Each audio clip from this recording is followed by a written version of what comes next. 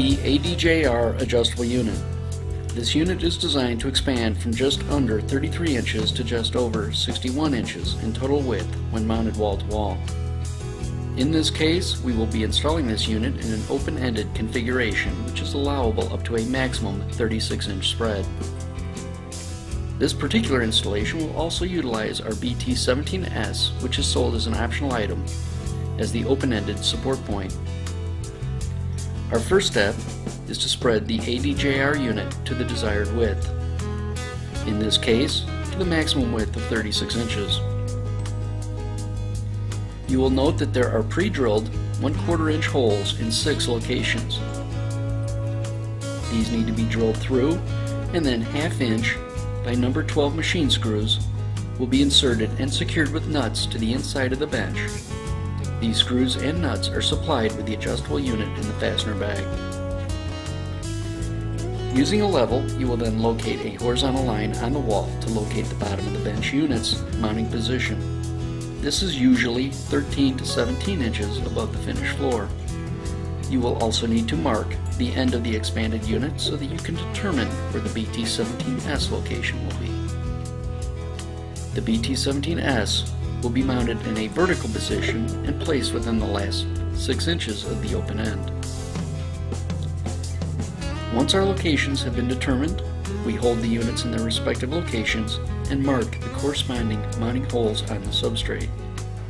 Place the units aside and using a 3/8 inch drill bit, drill through the substrate. If blocking or wood members are encountered, discard the hollow wall anchors and use the screws that are provided instead. After drilling the mounting locations, place the anchors, if used, in each hole and expand the anchors by tightening the machine screws until snug. Do not over-tighten. Remove the screws and place a small amount of caulk in and around the fastener sleeves to seal the wall penetration. Then replace the bench and BT17S and secure in place with the appropriate screws. Place a continuous bead of caulk along the top edge of the bench unit where it abuts the walls, and an additional amount of caulk over the fastener head if desired for additional water protection. You are now ready to fill the entire unit with mortar. This is a very lean cement to sand ratio material, 4 parts sand to 1 part cement, with very little water added during blending. This material, once blended, is termed dry pack, floor, or deck mud. This is the same material that is generally used when installing a shower floor.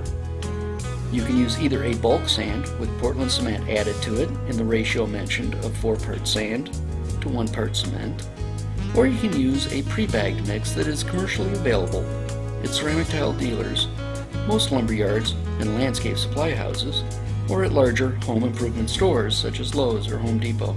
The material is usually kept in the masonry or bricklayers sections.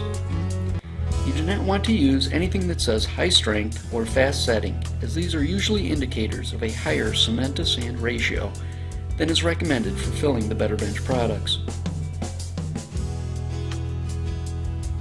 Place the powder mortar in a mixing container, usually a wheelbarrow or mixing box as you see here. Add an initial amount of water to the mix to begin blending. Using a hoe, square point shovel, or trowel, chop the mix well until blended evenly, adding water sparingly until all the powder has been converted to a uniform, compactable blend without a wet look. You will have the right consistency when you can pick up a handful of material, pack it into a ball, and it does not leave a wet residue on your hands. You may then pack this material tightly into the entire bench unit. Allow the mortar to extend above the back of the bench approximately 3/8 of an inch and screed evenly to the front to allow for a sufficient amount of slope so water will not pool on the top surface of the bench after tiling. Fill the BT17S at this time with the same material. We find it easier to use a scrap of flat material or an extra trowel to act as a slip form while filling the vertical side. Merely place the flat material a couple of inches up from the bottommost point of the unit and pack the material behind nice and tight. Slide the form up a couple more inches and repeat until you get to the top. Add a very small amount of additional water to the remaining mix. This will allow the material to stick a little easier to the front face of the bench and BT17S unit. Screed the front channel flush and then allow the installation to set up sufficiently prior to tiling. The time required for setup is varied and can be as little as 1 hour or overnight depending on your skill level and comfort.